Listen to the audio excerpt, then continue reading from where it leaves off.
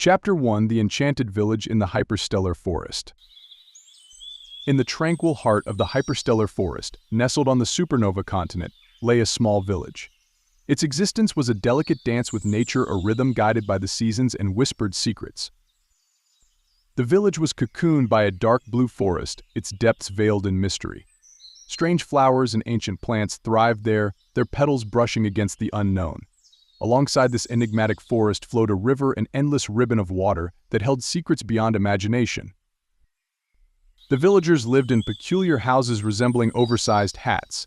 These structures, woven from forest materials, blended seamlessly with the landscape. Wooden frames supported roofs and walls adorned with dry leaves, providing shelter from sun and rain alike. Their survival mirrored the forest's pulse. They hunted animals for sustenance, gathered fruits in harmony with the changing seasons, and crafted tools from nature's bounty. Fire was scarce, sparked only by the friction of stone, a precious warmth in their cool world. As night fell, the villagers faced the river.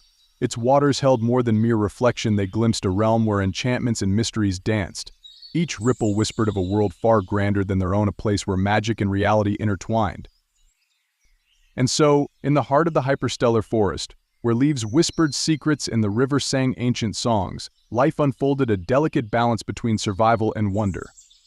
Chapter 2: Harmony with Nature, the Way of the Forest Dwellers. Every day, within the heart of the hyperstellar forest, families coexisted in a delicate balance.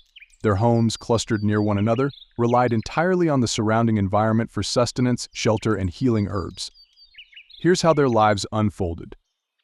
Some families nestled their houses beneath the roots of towering trees, seeking protection and connection with the ancient forest. Others crafted homes from natural materials, wooden frames and sticks forming the structure, while roofs and walls were adorned with dry leaves. Survival hinged on their intimate relationship with the land.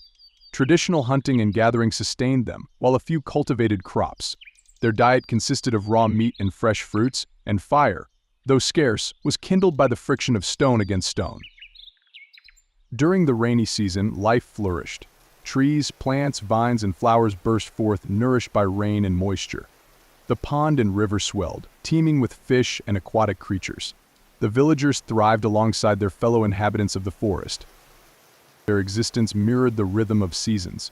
They respected the land, cherishing its wisdom passed down through generations. As the rain came and went, the people of the hyperstellar forest prospered.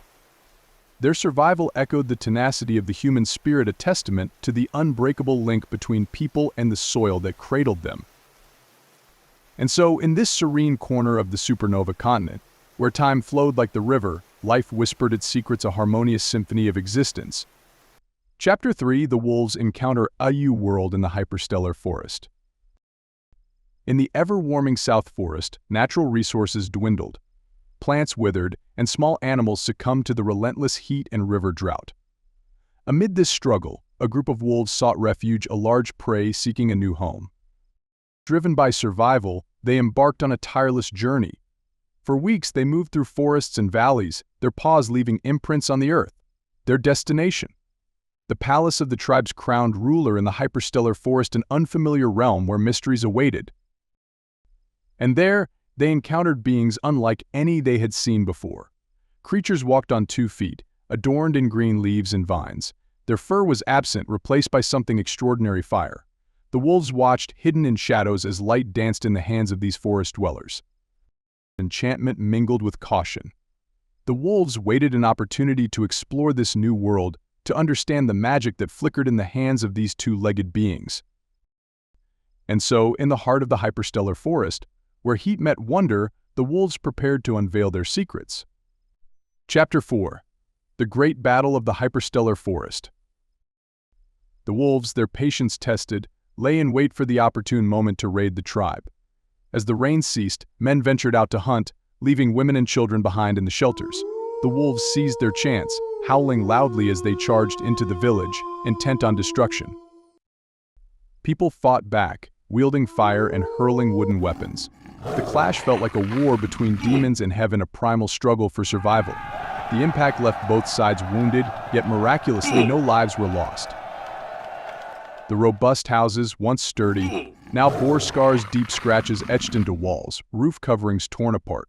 Rain and sunlight filtered through the holes, illuminating the chaos within. Belongings lay scattered, overturned. Undeterred, the villagers fortified their defenses. New strategies emerged: more weapons, strengthened gates, and vigilant watch. But the wolves returned, their hunger unyielding. This time, under the midnight moon, they crept into the shelters, leaping from shadows to sink their teeth into flesh.